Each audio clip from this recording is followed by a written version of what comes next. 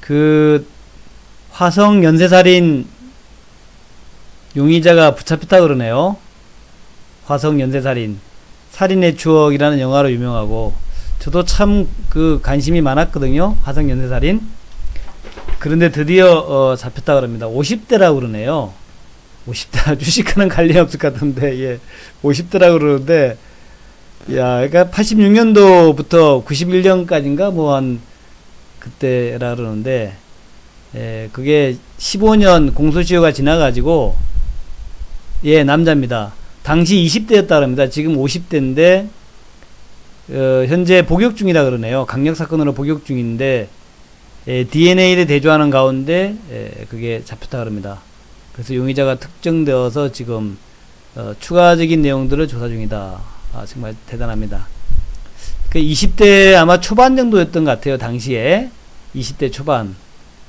야, 20대 초반에, 그때 10명이 죽었거든요. 10명이. 요거 아주 재밌을 것 같습니다. 그때 부녀자가 노인부터 70대 노인부터 10명이 그 태안읍이라는 태안읍 안녕리 뭐 태안읍 그쪽인데 거기서 반경 3km 내에서 연쇄 살인을 당했다는 거죠. 정말 대단한 일이고 단서조차 못 잡았다는 것도 정말 대단하고 정말 어떻게 그럴 수 있을까 그랬는데 드디어 요즘 DNA 그 조사 방식이 많이 많이 발전해 가지고 잡혔다 그럽니다. 요거하고 이제 더 또 조금 미제 사건이 개구리 그 소년들이죠. 개구리 소년들. 그 10명인가 또 개구리 소년들 7명인가 8명인가 그 밤에 개구리 잡는다고 외출했다가 모두 그냥 그 죽은 사건 그 개구리 소년 있었는데 참 그 미제 사건이 몇 개가 있죠. 근데 드디어 잡혔다 그러니까 아주 궁금하네요. 도대체 어떤 사연이 있었는지 어떤 스토리가 있었는지 대단히 궁금합니다. 내일은 제가 좀 자세하게 제가 옛날부터 그런 걸 좀 많이 좋아했거든요. 미제 사건 같은 거. 일본도 미제 사건이 많이 있더라고요. 그래서 한국, 일본가 어딘가에서 미제 사건에 대해서 쭉 이제 스토리로 연재 쭉 된 게 있었는데 한동안 그걸 재미나게 봤습니다. 재미났다기보다 재미나다 그러면 좀 이상하다. 한동안 일본의 미제 사건을 제가 또 쭉 한번 숙독해 보기도 하고, 한국의 미제 사건 해가지고 쭉 돼 있는 게 있어요. 사이트에 들어가면은. 그런 것들 심심할 때마다 제가 좀 추리소설가도 아닌데 아주 재밌게 봤습니다만은, 잡혔다 그러니까 정말 다행이다 생각이 들고, 궁금합니다. 도대체 어떤 놈이었는가? 무슨 이유로 그렇게 사람을 갖다가 죽였는가? 정신병자겠죠? 근데 복역 중이다 그러니까 정신병자는 아닌 것 같은데 다른 강력 사건으로 잡혔다 그럽니다. 그러니까 원래 좀 뭔가 있는 그 아주 특별한 그런 이제 아주 정말 인간이기를 포기한 그런 그렇죠 변태. 화성 연쇄살인 사건은 이제 부녀자를 폭행하고 살인한 거잖아요. 부녀자를 폭행하고 살인한 건데 참 인간이기를 포기한 그런 놈이죠. 자, 어쨌든 그렇고, 예, 당시에 화성이 공포에 떨었고, 화성뿐만 아니죠. 화성뿐만 아니라 전 한국이 다 공포에 떨었죠. 그래서 뭐 밤에 일찍 들어가고 집에, 예, 그랬던데, 그 이후에도 그쪽도 화성 근처에서 왜 최근에 한 7, 8년 전인가 10년 전인가 수영장에 갔다 온 그 여대생인가요? 여대생이 또 살해된 것도 있었지 않습니까? 그것도 그 진범을 아직 못 잡은 것 같은데, 그 다음에 뭐 너덜강 사건이라든가 하여튼 뭐 굉장히 많이 있습니다. 하여튼 요즘은 CCTV가 발전해가지고 잘 잡히는데 옛날에야 뭐 그런 게 없으니까. 하여튼 저녁에 저 끝나고 그거 한번 자세하게 좀 한번 보려고 그러는데 아직까지 뭐 자세하게는 안 나오는데 내일 정도면 아마 자세하게 나올 것 같아요. 화성 태안읍 화성군 태안읍 뭐 안녕리 그쪽이라 그러네요. 근데 제가 보니까 그쪽이 수원역 근처 쪽이네요. 수원역에서 서부 쪽으로 바닷가 쪽으로 그쪽이네요. 그쪽인데 그게 맞나 모르겠네요. 하여튼 다시 한번 잘 봐야 되겠습니다. 하여튼 그러네요. 네. 오늘 장은 요렇게 이제 마감이 됐고 그 장 얘기 잠시 또 해야 되겠죠. 그 아침에 제가 어제 말씀드렸던 그 내용들, 이글벳, 백강수의 체시스가 오늘도 이제 상한가에 갔는데, 우진 BNG까지는 상 근처까지 갔고, 나머지는 다 밀려 내려왔죠. 마니커 28% 있고요. 그래서 요렇게 이글벳, 백강수제, 체시스, 우진 BNG까지는 이제 상한가 근처에 있고, 또 마니커도 28% 올랐고, 신라 SG가 상한가에 갔지만 돼지열병이 조금 뭐랄까 약간 위축되는 그런 모양 같죠. 돼지열병 내일은 이게 상한가 못 지킵니다. 내일은 못 지킬 거예요. 그래서 내일은 아마 아침에 상 들어가면 바로 매물 나올 거고, 상 안 들어가다 보면 내일 매물 나올 것 같습니다. 원래 이제 1, 2, 3 매도거든요. 1, 2, 3 매도라서 내일은 이제 매도가 많이 나올 겁니다. 예, 1, 2, 3 매도이기 때문에 1, 2, 3 하한가, 3번 하한가에 매수한다, 3번 상한가에 매도한다, 이거든요. 옛날에 보면은 이제 우리 그 급락하던 뭐 코롱생명과학이라든가, 코롱생명과학 이것도 보면 대략 한 번, 두 번, 세 번 정도 내려가면 이제 추가로 안 내려가지 않습니까? 그 다음에 신라젠도 뭐 마찬가지로, 신라젠도 뭐 비슷하게 요거 보시면은 신라젠도 굉장히 큰 악재였지만 한 번, 두 번, 세 번에서 이제 브레이크가 걸리죠. 이런 식으로 되게 세 번 하한가, 세 번 상한가에 브레이크가 걸리는 그런 특징이 있습니다. 그래서 내일이 이제 세 번째이기 때문에 내일은 상한가를 지키지 못할 것이다. 이제 그렇게 보시면 될 거예요. 그래서 돼지열병 주식들은 이제 조금 한풀 좀 꺾일 것이다 라고 봐야 되고, 이와 관련해 가지고 이제 연쇄살인 사건, 이와 관련해 가지고 제가 오늘 뉴스 나왔던 거 하나 체크해 놨는데, 연천의 이 그 돼지농가, 연천 돼지농가는 갑자기 고열로 돼지가 폐사했는데, 처음에는 이 그 돼지열병 ASF가 아니라고 생각했다 그래요. 근데 이제 왜냐면 ASF의 원래 그 중요한 특징이 고열, 출혈, 반점, 고름 이런 건데, 그런 거 없이 죽었다 그래요. 그래서 아닌가 했는데 보니까 이제 그 식품부의 조사 결과는 급성 ASF다. 일단은 급성 ASF다라고 얘기한다 그래요. 급성 ASF다. 그래서 맞다라고 얘기하는데, 조금 더 좀 조사를 해봐야 될 것 같습니다. 그리고 이제 그 처음에 파주에 발생했고 연천에 발생했는데, 파주하고 연천하고 좀 거리가 좀 떨어져 있고, 과연 그 멧돼지가 옮길 수 있는가, 이런 얘기들이 또 많이 나와요. 멧돼지가 옮긴다라고 보기에는 멧돼지가 그거를 가지고 옮길 수 있고, 또 멧돼지가 들어올 수 없는, 접촉할 수 없는 위치인데 어떻게 멧돼지가 옮겼다고 얘기할 수 있을까? 뭐 이런 얘기도 많이 나오고요. 하여튼 뭐 어쨌든 이제 내일 이후에 추가적인 ASF가 나오는가에 따라 가지고 좀 달라질 것 같다 생각을 합니다. 어쨌든 그랬다라는 거. ASF. 오늘 그 가장 큰 특징 중에 하나가 어제 하루 좀 조정을 보였던 남북 경협주가 오늘 또 다시 시세를 내기 시작했습니다. 그래서 오늘 시세가 낸 쪽이 일단 이제 개성공단 보시면은 인디F, 신원 좋은 사람들, JST나 그다음에 일신석재, 용평리조트, 아난티, 현대 엘리베이, 펜스타 엔터프라이즈, 한창이 14%까지 올라갔어요. 최근 들어가지고 이게 쭉 잘 올라왔는데 한창이 또 14%까지 올라왔죠. 또 전력주에서 대원전원이 8%까지 올라오고, 재룡전기, 재룡산업, 선도전기, 강명전기도 이제 급등을 하고 있습니다. 게다가 이제 철도주가 좀 쉬어갈 거라고 봤는데 다시 올라오기 시작했어요. 부산산업이 3% 올라가고, 대하TI, 푸른기술, 현대로템, S트래픽, 에코마이스도 9%까지 올라가고, 그래서 지금 그 철도주, 전력주, 금강산, 개성공단까지 쭉 올라오는 모습이고, 또 농업주에서 경농, 아시아종묘, 효성UMB, 조비, 대유, 요것이 또 플러스를 내기 시작했습니다. 또 뭐 일성건설 같은 것도 좀 플러스가 나고요.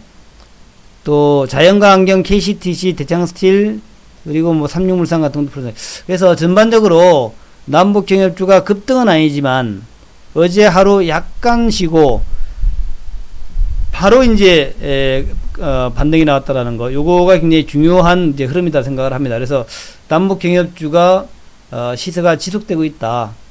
사실은 남북경협주가 이제 출발 위치죠. 출발 위치. 대시세의 출발, 요런 이제 개념입니다. 그래서 앞으로 상당한 그 강성이 있지 않겠나 생각을 하고 있는데, 이와 관련해서 오늘 좀 주요한 뉴스 몇 가지만 제가 여러분한테 말씀 좀 드리겠습니다. 주요한 뉴스, 꼭 우리가 봐야 될 뉴스여요. 한번 보겠습니다. 무슨 뉴스냐면은,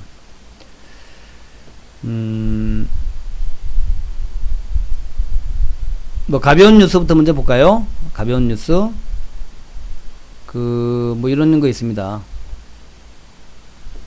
북미 실무협상 재개를 위해서 뉴욕 채널을 가동하고 있다. 미 전문가 이렇게 얘기했는데, 뉴욕 채널, 그러니까 뉴욕에 있는 북한 뉴욕 대표부를 통해 가지고 실무협상이 쭉 좀 진행되고 있다는 거죠. 실무협상은 아니지만 실무협상을 하기 위한 이제 물밑 작업, 이것들이 지금 진행되고 있다는 거죠. 조지프 디트라니 육자회담 미국 측 차석 대표가 자유아시아 방송에 나와가지고 뉴욕 채널이 가동하고 있는 것으로 추정하는 것이 타당하다. 그렇게 얘기를 했다 그러죠. 그래서 뭐 중요한 뉴스는 아니지만 이제 그런 뉴스가 있었다라는 거. 그 다음에 이제 비건 대표를 대북 특별 대표를 국무부 부장관에 지명할 것 같다는 거. 트럼프가 비건을 갖다가 국무부 부장관, 볼턴을 자르고, 볼턴을, 축출하기보다 이제, 해임하고, 볼턴의 해임도 대단히 강력한 대북 메시지, 북한이 싫어하는 볼턴을 해임했다라는 것은 엄청난 강력히 북한에 대한 대화 용의를 밝힌 것이죠. 북한 대화 용의. 근데 여기에다 대고 이제 또다시 비건 대표를 폼페이오의 국무장관의 부장관으로, 폼페이오 바로 밑에 국무부 장관 밑에 이제 부장관이 있잖아요. 부장관으로 이제 임명할 것 같다라는 거죠. 그러니까 한 단계, 비건 대표를 한 단계 직급을 올려가지고 북한과의 대화에서 뭔가 실권을 좀 가진 그런 사람으로 만들어줄 계획이라는 거죠. 지명할 듯 하고 나왔습니다. 워싱턴 포스트지 보도인데, 트럼프가 비건 대북 특별대표를 이제 한 직급 올려주는 거죠. 그래서 이제 최선희하고 동급으로 만들어줬다. 이런 얘기로 봐야겠죠. 최선희하고 동급으로. 그러니까 최선희가 지금 실세라고 그러니까 최선희하고 동급으로 만들어주면서 비건 대표가 책임지고, 북한과의 대화를 하라, 이런 얘기 같습니다. 그래서 얘기를 이렇게 쭉 보면은 요런 얘기가 있습니다. 로긴이라는 사람인데, 로긴이라는 사람이 워싱턴 포스트의 외교 안보 칼럼니스트예요. 조시 로긴. 근데 이 사람이 칼럼을 썼는데, 거기다가 비건 대표가 국무부 부장관이 될 것 같다, 이렇게 썼거든요. 로긴의 말에 의하면 정부 관계자 3사람이 비건이 부대표가 될 것을 확인해 줬다고 하고, 근데 트럼프의 스타일상 발표 전까지는 최종적인 것을 모른다, 이렇게 얘기는 했다 그래요. 어쨌든 간에 부장관이 됐다는 얘기는, 비건이 부장관이 된다면은 지금 이제 북미 실무협상이 이제 곧 재개가 될 텐데, 그리고 이제 볼턴 보좌관도 이제 경질이 되었는데, 실질적으로 이제는 폼페이오하고 비건이 북한과의 대화를 이제 실질적으로 리드한다, 이렇게 봐야 되겠죠. 슈퍼매파인 볼턴을 갖다가 자르고, 사상권 충돌했던 볼턴 보좌관이 잘리고, 그다음에 이제 비건 대표가 이제 대북 정책의 최종 결정자가 됐다라는 거죠. 비건은 북한의 완전한 정상화를 위한 징검다리로서 중간 단계의 합의, 즉 이른바 스몰딜 타결을 지지해왔다. 지금 중국과도 스몰딜이 나오고 있고, 북한과도 스몰딜이 나오고 있거든요. 그러니까 트럼프가 이제는 대화 타협을 서두르고 있다라고 알 수 있겠죠. 중국과도 이제 스몰딜 얘기가 나오고 있고, 북한하고도 지금 스몰딜로 가고 있다는 얘기니까 상당히 좀 가능성이 있어 보인다, 이렇게 봐야 되겠습니다. 상당히 가능성이 있어 보인다. 야채 방송이요. 상당히 가능성이 있어 보인다. 현재 그 부장관인 존 설리번은 러시아 주재 미국 대사로 검토되고 있다 그래요. 그래서 하여튼 그렇게 될 것 같다. 비건 대표는 부장관에 오르더라도 지금의 대북 실무협상 수석 대표 자리는 유지할 것으로 보인다. 승진 조치는 오히려 그에 대한 북한의 신뢰도를 높일 수 있을 것으로 로기는 분석했다. 국무부가 북미 실무협상을 제3국에서 열기 위한 협상을 진행 중으로 알려졌다. 이런 얘기가 좀 나왔고, 그 다음에 좀 더 오늘 주목해 볼 만한 내용은 요 내용이 아주 주목할 만합니다.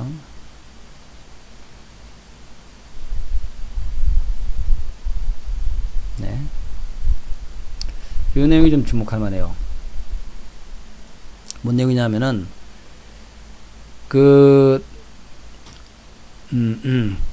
오늘 그 그랜드 엠버스드 호텔, 오늘 그 그랜드 엠버스드 호텔이 서울에 있죠. 9.19 평양 공동선언 1주년 평가에서 그 예전에 로버트 로버트 아인혼이라는 사람이 있었다 그래요. 로버트 아인혼이라는 사람이 국무부 비핵산 군축 담당 특보였다 그럽니다. 로버트 아인혼. 이 사람이 이제 발표를 했는데, 제목은 그거예요. 잠정적 합의가 실망스러울 수 있지만 협상 결렬 후의 전개될 상황과 비교하면 매우 긍정적이다. 그러니까 우리가 이제 잠정 합의라고 하는 것은 이제 스몰 딜을 얘기합니다. 스몰 딜. 스몰 딜이 이게 좀 실망스럽지만,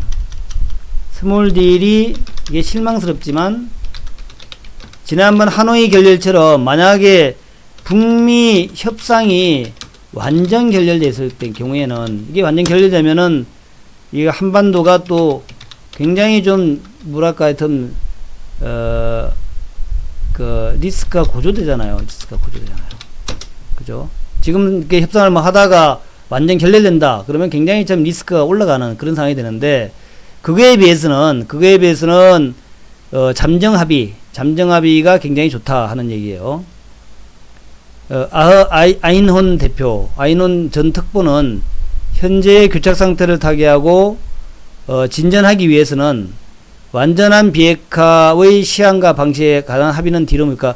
완전한 비핵화 말고 완전한 비핵화는 일단 미루고 일정한 동결 수준의 단기적 목표의 합의를 하는 것이 낫다. 그러니까 동결 수준, 핵동결에 일단 합의하자. 그죠? 핵동결에 일단 합의하자. 여기에 목표를 두자는 얘기입니다. 핵동결에 합의하는 것을 일단 목표를 두자.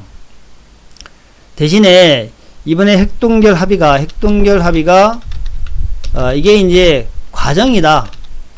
이게 최종 목표는 아니다. 이를 갖다가 이제 최종 목표는 아니라는 것을 명기해야 된다. 이런 단서를 달았죠. 그래서 잠정적 합의로 하자. 잠정적 합의로 명명하는 것이 가장 바람직하다. 합의의 범위에 생화학 무기는 제외하자. 생화학 무기까지 넣게 되면 너무 골치 아프니까 일단 핵과 미사일로 압축을 하자. 미사일도 이제 단거리는 빼고 장거리 미사일만 해가지고 ICBM하고 핵, 탄도 요거만 이제 압축을 해가지고 그걸로만 이제 해가지고 하자는 거죠. 합의를 하자. 그래서 잠정적 합의는 북한 전 지역에서 핵물질의 실험과 수출 생산 중단을 주요 내용으로 하면서 한국과 일본을 사정권에 둔 단거리 미사일 시험 발사도 일부 금지해야 할 것이다. 이 잠정 합의에는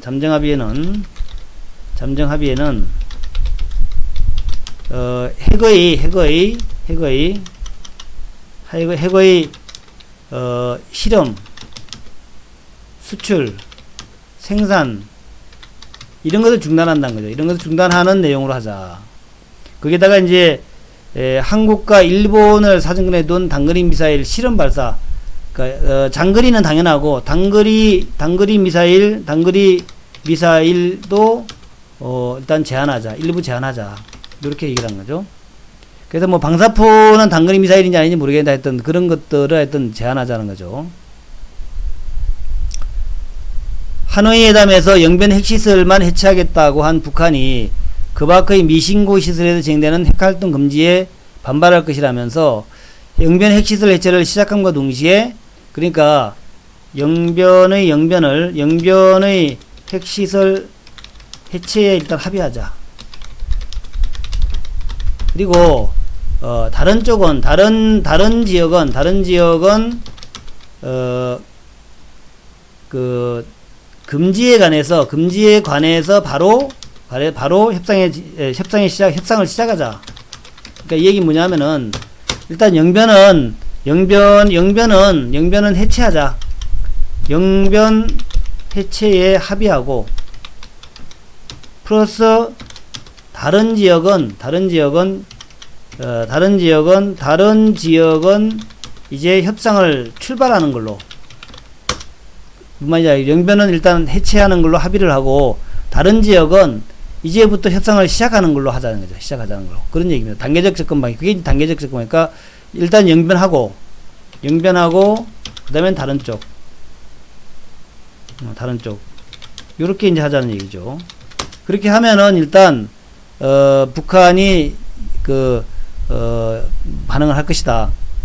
그리고 북한에 제시할 인센티브는 종전선언, 연락사무소, 또 연합훈련 축소, 한미연합훈련 축소, 대북 추가 제재 방지 약속. 이제 더 이상 추가 제재는 하지 않겠다. 그 다음에 인도적 지원, 개성공단과 금강산 같은 남북 경협, 이런 것들을 이제 해주자는 얘기죠. 이에 대한 제재 예외를 허용하겠다 이거죠. 그 다음에 이제 일부 유엔 제재도 중단하겠다 이런 거죠. 그러니까 뭐 사실 종전선언이라고 하는 것은 그냥 선언적인 거 할 수 있는 거고, 연락사무소야 뭐 당연히 해야 되는 거죠. 연락사무소를 해야만이 이제 영변 해체를 갖다가 감독할 수 있으니까. 그 다음에 연합훈련은 지금도 많이 축소했으니까 연합훈련 규모를 더 축소하겠다. 그 다음에 추가 제재는 안 하겠다. 그 다음에 이제 거기에 개성공단하고 금강산이 들어가는 거죠. 개성공단, 금강산 들어가고, 요거는 이제 예외로 하자. 개성공단, 금강산 예외로 하자. 그리고 이제 유엔 제재 중에 일부만 중단하자. 이런 거죠. 일부만 하다. 그렇게 이제 얘기가 나오고 있는 거예요. 그래서 이제, 그렇고, 그런 제안을 했고, 다음에 이제 조남훈 한국국방연구원 책임연구위원은 미국이 핵동결 합의로 북한을 미국 편으로 끌어들일 경우 북한과 중국의 고리를 끊어서 미중 경쟁에서 유리한 위치를 점할 수 있다. 핵동결이 미국에도 유리하다. 그러니까 이제 북한 핵을 동결해가지고 북한을 미국 편으로 끌어들이면 이제 중국 고립을 할 수 있잖아요. 북한을 미국하고 이제 가깝게 만들면 이제 미국의 전략이 결국 중국 고립이죠. 중국 포위 전략이니까. 그러니까 이게 상당히 유용하다 이런 얘기입니다. 중국 포위 전략으로 상당히 유용하다는 거죠. 또 북한이 완전한 핵 비핵화 전까지 대미 억제력을 위해서 일부 핵무기를 보유하기를 원하기 때문에 북한도 핵동결을 받아들일 수 있다. 그러니까 이제 북한은 뭘 갖다 우려하냐 하면은 북한 핵을 다 미국에다가 반납하는 경우 이건 완전히 리비아가 된다 이거죠. 리비아가 보나마나 미국이 북한을 공격해 올 거다 이렇게 이제 북한은 생각하고 있다는 거죠. 그래서 일부를 해체를 시작하면서 북한은 일부 핵을 갖고 있기를 원한다는 거죠. 일부 핵을 핵을 보유해야 미국이 북한을 갖다가 치고 들어오지 않을 것이다 이렇게 보고 있는 거죠. 그래서 대미 억제력을 위해서 일부 핵무기를 보유를 계속 원한다는 거죠. 그래서 이제 그렇게 하는 경우에 서로 이제 북한도 상당히 오케이 하지 않겠냐 하는 거죠. 그다음에 레온 시걸 사회과학연구의 동북아 협력 안보국장은 이렇게 얘기했네요. 평화 프로세스와 관계 정상화, 제재 완화는 북한이 오랫동안 비핵화에 대한 대가로 요구했던 미국의 대북 적대 정책 폐기를 구현하는데 세 가지 조치에 불과하다. 김정은은 더 광범위한 목표를 가지고 있을 수 있다. 이 얘기 뭐냐면은 바로 밑에 나옵니다. 북한은 오랫동안 미국 측의 교섭 담당자에게 북한도 한미동맹과 같은 미국과의 동맹을 원한다. 이게 이제 북한의 관리들은 북한이 미국과의 동맹을 원한다. 그죠? 동맹. 미국과의 동맹을 원한다. 더 나아가서 심지어는 핵우산이 포함된 동맹을 원한다. 그러니까 북한이 미국의 핵우산 밑으로 들어오는 핵우산 밑으로 들어오는 핵우산 보호를 받는 동맹을 원한다. 동맹을 원한다. 근데 미국은 아직도 북한에 대해서 그러한 것을 제한하지 않고 있다. 북한은 미국의 핵 우산을 보호를 받는 동맹을 원한다. 이런 얘기죠. 그래서 상당히 이건 중요한 얘기예요. 그래서 우리는 이제 사실은 우리는 항상 북중러라고 봤는데, 북한은 사실은 미국과 동맹관계를 맺기를 원한다. 군사동맹, 핵우산을 받는 그런 동맹을 원하고 있다는 얘기죠. 근데 이제 그거가 사실은, 이제 정말 진심이냐 하는 문제가 있습니다. 진심이냐. 근데 이제 정말 그렇게 될 수 있겠죠. 베트남처럼 사실은, 베트남이나 북한이나 중국이나 소련은 참 믿기 어렵죠. 왜냐하면 이제 침략을 하니까. 근데 미국도 침략을 하지만, 미국은 좀 전반적인 국제사회의 눈치를 보면서 이제 뭘 하죠. 정의를 위해서. 미국은 정의를 위한, 이제 명분 있는 침략이라 하더라도 명분이 있는 침략을 하는데, 중국이나 러시아는 그런 거 없죠. 그런 거 없이 그냥 탄압을 하기 위해서 그냥 지난번에 크림반도 들어갈 때도 보면 러시아는 여전히 그냥 마구잡이 들어가잖아요. 근데 미국은 그렇게는 안 하죠. 자기의 이해관계 때문에 들어가는 것은 잘 안 하잖아요. 그런 정도 미국은 좀 그런 정도로 막 나가지는 않잖아요. 그래서 어쩌면 북한은 이 사람 얘기대로 중국의 동맹보다도 미국의 동맹국가 되기를 원한다는 거죠. 미국의 동맹국가. 그러니까 그 얘기예요. 그러니까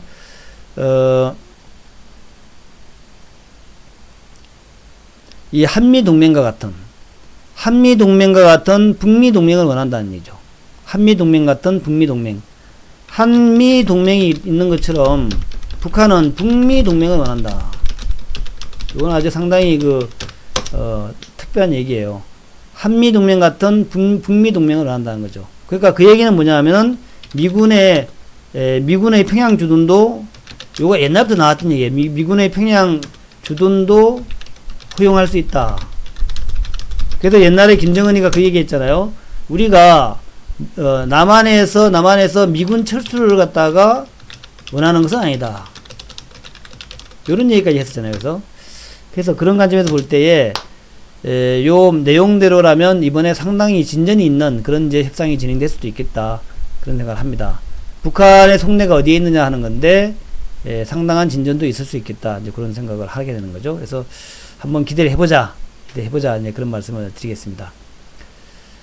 자, 그렇고,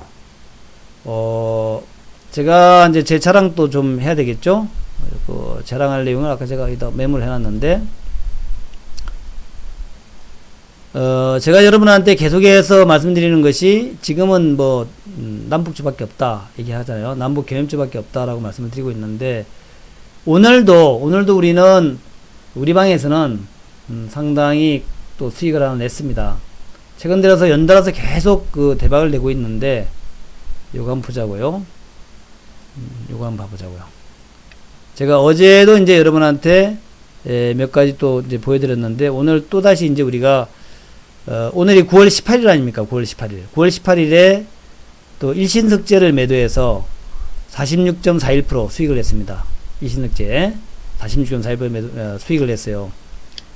제가 이제 문자 나간 것을 그대로 그냥 올려놨는데, 요거는 이제 앞에 위에 거는 매수 사인입니다. 요거 매수 사인인데, 언제 나갔냐면 8월 12일 날 9시 7분 매수 문자 나간 거예요. 8월 12일 날 9시 7분 매수 문자 나간 건데, 8월 12일이면은 언제나, 그러니까 오늘 매도한 거니까 한 달 전이죠. 한 달 전인데, 그때 이제 요렇게 매수 사인이 나갔습니다.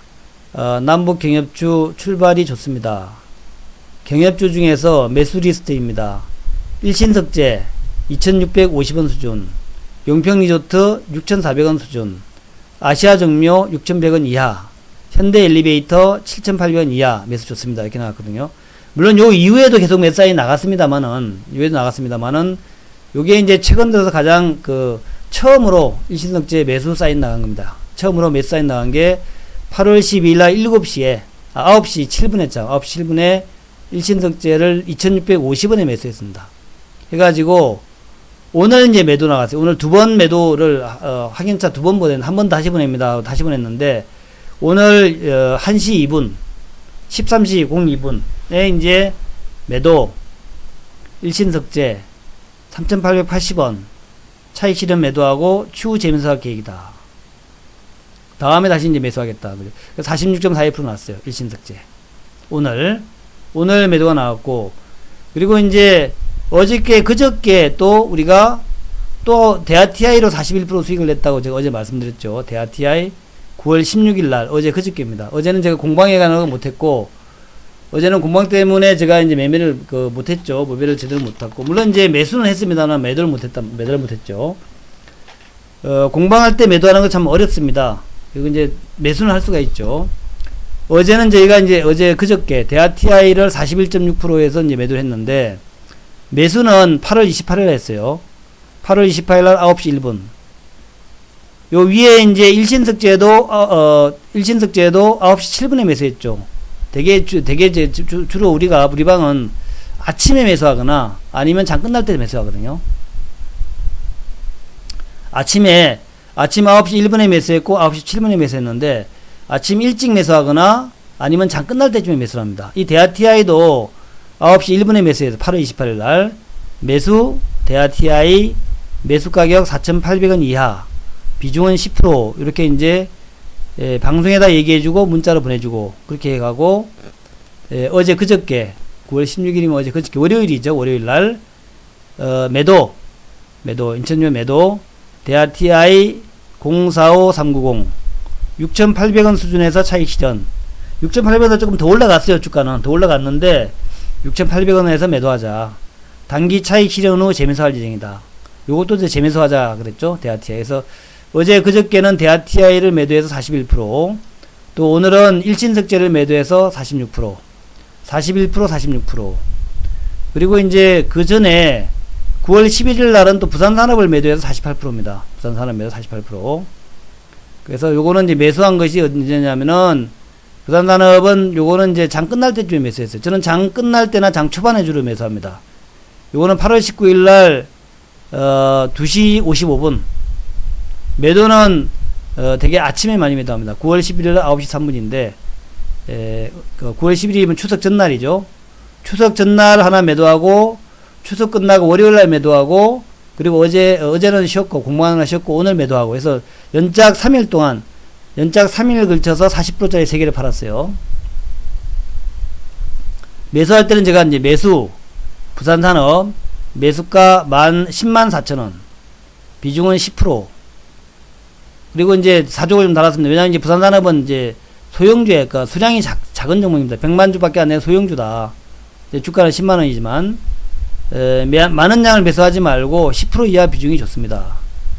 철도 콘크리트 침목 시장에서 60% 이상의 압도적 점유율을 가지고 있는 북한 철도 연결 수혜주입니다. GTX 사업 같은 것에도 수혜주이기도 합니다. 기업 내용 우량합니다. 해서 8월 19일 날 2시 55분에 매수 문자를 보내고, 그리고 이제 9월 11일 날 추석 전날이죠. 추석 전날 새벽같이는 아니구나. 9시 3분이구나. 장 시작하자마자 부산산업 매도를 했습니다. 154,000원에. 그러니까 104,000원에 사가지고 154,000원에 판 거죠. 딱 5만원 먹고 파는 거죠. 5만원 먹고 팔았습니다. 10만원짜리 5만원 먹었으니까 거의 50% 먹은 거 아닙니까? 그죠? 10만원짜리 50% 수익이니까, 10만원짜리 5만원 먹고 팔았으니까, 10만원 사가지고 5만원 먹고, 15만원에 팔았죠. 그러니까 거의 한 50% 먹은 거죠. 그래서 이렇게 했고요. 그래서 9월 11일 날 추석 전날에 48%, 추석 전날이죠. 그 다음에 추석 끝나고 난 다음에 또 41%, 그죠? 그 다음에 오늘 또 46%. 오늘이 이제 수요일 아닙니까? 수요일 날 추석 끝나고 이제 3일째, 어제는 공방했고 3일째 46%, 이렇게 이제 연달아 수익을 냈고요.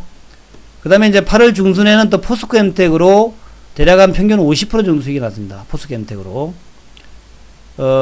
포스코 엠텍은 이제 이렇게 이제 매수 문자 나온 거 한번 보세요. 제가 이제 장 초반 아니면 장 끝날 때쯤 매수한다 그랬죠. 장 끝날 때쯤 8월 7일 날 3시 5분. 요때 이제 매수 들어갔는데, 요때 방송할 때죠, 항상.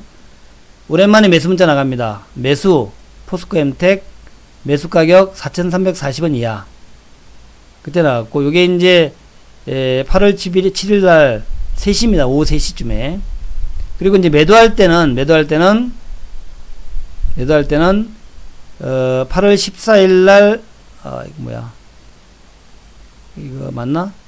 그쵸, 8월 14일 날. 요거는 8월 7일에 사가지고 8월 14일 날 팔았네요. 그러니까 한 일주일 만에 팔았거든요. 일주일 팔았는데, 40% 이상 수익 났어요. 일주일 정도였는데. 일주일 정도 지나가지고 팔았는데, 수익 나신 분들 차익 실현 매도 권해드립니다. 40% 이상 수익 축하드립니다. 요게 제가 이제 시간대를 봤더니 9시 13분에 주가가 대략 6,800원을 넘어갔다 조금 내려오더라고요.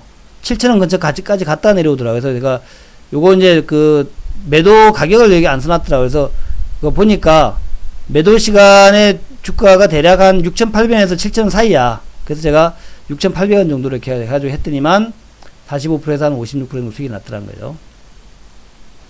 네.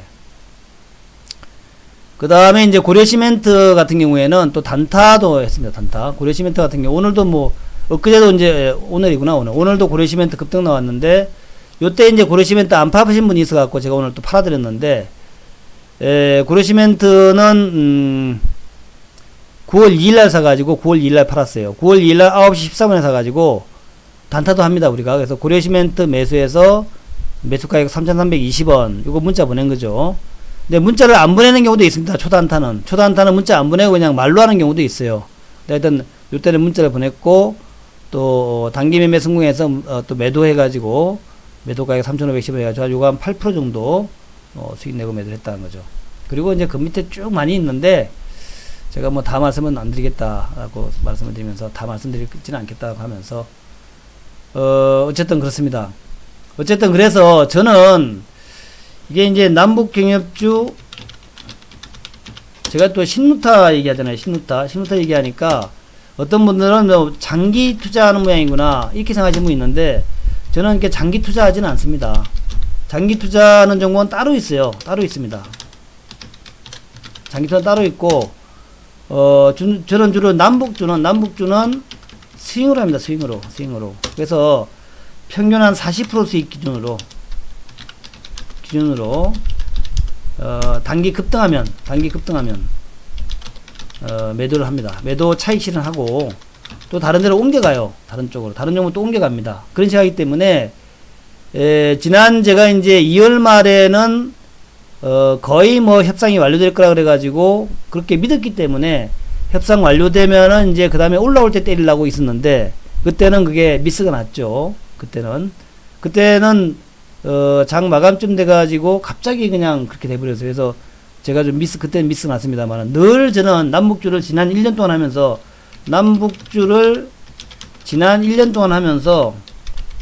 늘 스윙으로 했습니다. 늘 스윙으로. 그리고 오래 끌고 가지 않고 스윙으로 어느 정도 올라가면 팔아주는 대략 한 40% 때로는 20%에서도 팔아주고요. 때로는 60%에서 팔아주기도 하고 그래서 이번에도 똑같이 할 겁니다. 이번에 똑같이 너무 길게 가져가지 않고 좀 올라가면 차익 실현하는 그런 전략을 갑니다. 그래서 저와 성향이 맞는 분들 그래서 이게 남북주를 왜 그렇게 하냐면은 김정은과 트럼프 워낙 한 70년 동안 서로 적대관계에 있던 나라이기 때문에 쉽지가 않아요. 그래서 저는 리스크 관리 차원에서 작년에도 그렇지만 올해도 마찬가지로 적당히 수익을 내면 팔아주고 다시 다른 거 사고 이런 식으로 해나가겠다. 그리고 이제 수익 난 것은 가급적 우리 그 장기 종목 있습니다. 장기 종목. 그 장기 종목을 좀 사시는 그런 식으로 우리 장기 종목 있어요. 그 장기 종목을 추가로 사는 걸로 그렇게 관리를 한다. 그러니까 이제 안정적으로 가는 거죠. 안정적으로. 그렇게 한다라는 건 여러분 이제 요의 스타일이 그렇다라는 거 그렇게 아시면 될 거예요. 그래서 저희는 이제 남북주는 스윙으로. 그리고 신루타 있어요. 신루타 종목은 장기로. 신루타 종목은 금방 금방 잘 안 올라가고 또 내려가지도 않습니다. 쭉 꾸준하게 올라가는 종목이에요. 그건 장기로. 근데 너무 장기로만 하면 재미없잖아요. 또 너무 스윙만 하면은 좀 불안하잖아. 그래서 스윙과 장기를 섞어서 이렇게 한다 하는 거, 믹스해서 한다는 거 그렇게 하시면 될 것 같습니다. 자, 오늘 뭐 너무 길게 할 필요 없고 간단하게 요약해가지고 제가 이제 방송을 하려고 합니다. 너무 길게 해봐야 재미없잖아요. 그렇게 한다라는 거 소개를 시켜드리고, 그리고 오늘도 여전히 저는 또 이제 일관돼요. 일관돼. 무슨 장중 공개 방송 한다 그래가지고 달콤하게 꼬시는 이런 거 안 합니다. 그냥 일관되게 쭉 해요. 저는 달콤하게 뭘 꼬셔가지고 오늘만 특별 할인 이런 거 안 합니다. 저가 위로 안 올라와 있구나. 갑자기 이렇게 할인 행사를 더 하고 이런 거 안 하고, 물론 이제 기존 회원들 분들한테는 이제 티켓 같은 게 좀 나가는데, 할인권 같은 게 나가죠. 근데 새로 가입하시는 분한테는 늘 항상 똑같아요. 항상 똑같이 2개월에 132만원인데 요걸 할인해서 2개월에 66만원, 2개월에 66만원 으로 지금 봉사하고 있고요. 봉사지 한 달에 33만원이니까 2개월에 66만원짜리 하고 있고, ARS는 02-3490-4484, ARS는 02-3490-4484 요 ARS로 가입하시면 됩니다. 그러니까 웹에서 가입하는 방법이 있고, 여기서 이제 웹 구매하기 누르면 되죠. 방법이 있고, 또 ARS가 있고, 또 이제 우리 밴드 보시는 분은 아마 밴드에서 어디 가입하는 반대가 있을 거예요.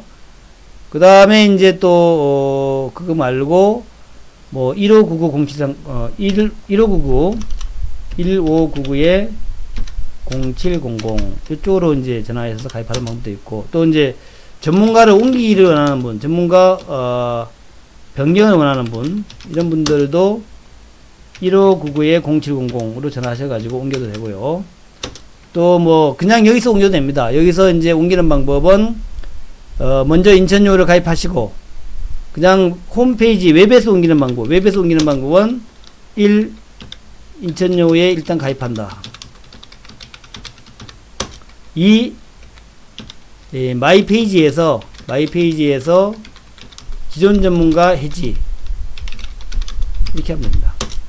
그래서 여기 웹페이지 보면 맨 위에 마이 페이지라고 있습니다. 이 마이 페이지에서 먼저 인천요 가입하면은 이제 두 사람이 가입되잖아요.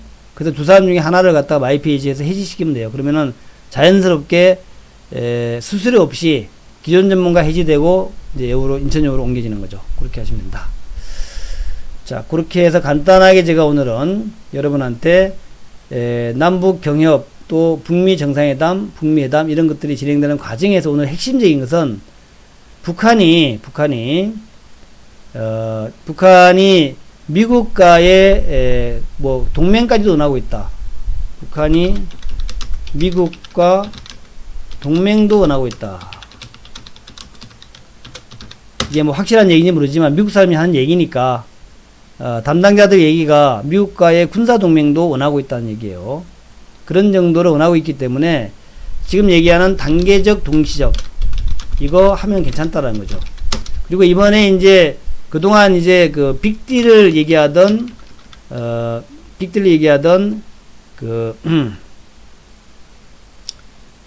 코수염 코털이 잘리고 스몰딜을 얘기하던 비건이 승진하고 이렇게 가는 걸로 볼 때에 트럼프는 확실하게 비건을 중심으로 해가지고 북한하고 합의를 하려고 하는 것 같다. 이렇게 그런 것 같죠. 지금 보시면은 이제 쭉 나오는 거 보니까 그런 얘기들이 쭉 나옵니다. 네.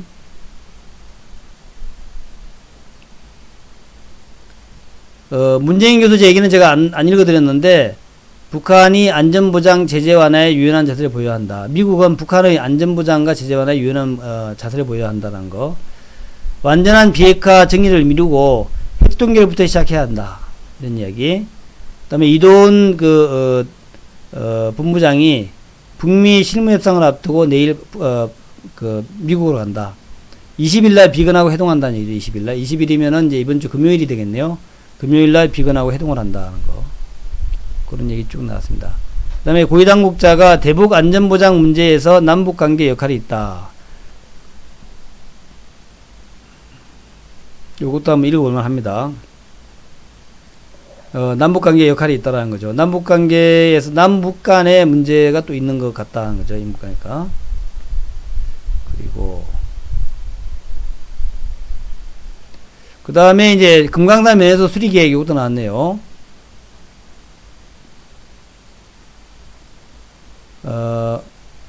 이번에는 또 이제 어제는 뭔 얘기 나왔냐면 트럼프가 이제 뭔 얘기를 했냐면은 미북 이산가족 상봉도 얘기를 했단 말이죠. 미국에 있는 한국 사람들, 미국에 있는 한국 사람들과 미국에 있는 이산가족인 한국 사람, 미국 국적은 미국인데 이산가족 있잖아요. 그런 사람들하고 북한의 이산가족하고 상봉하자. 이 얘기도 또 제의를 했더라고요. 그렇고 그다음에 완전한 비핵화 정의를 미루고 핵동결부터 시작하자. 잠정 합의를 추진해야 한다. 이 얘기 아까 제가 읽어드린 내용입니다. 그 다음에 9.19 군사 합의 후에 위반 사례 한 건도 없었다 하는 얘기 나왔고, 좀 뭔가 될 것 같은 그런 모습이다 하는 거죠. 그래서 한번 기대 한번 해보자. 그 다음에 지난번에 한박도에 뭐 있다 그런 얘기 있었는데, 이북 한박도에 공격무기 일절 없다라는 거 다시 한번 확인해 줬네요. 국방부에서 서해 NLL에 있는 이북 한박도에 공격무기 하나도 없다, 전혀 없다라는 얘기가 있습니다. 자, 오늘 이 정도로 마무리하겠습니다.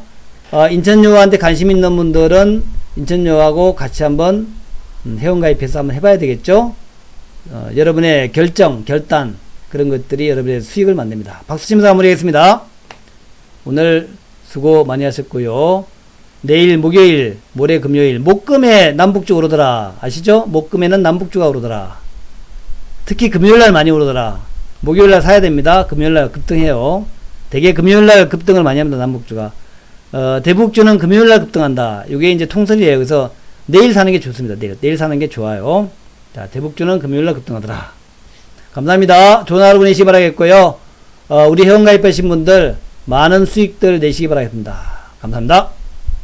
하나감님, 네.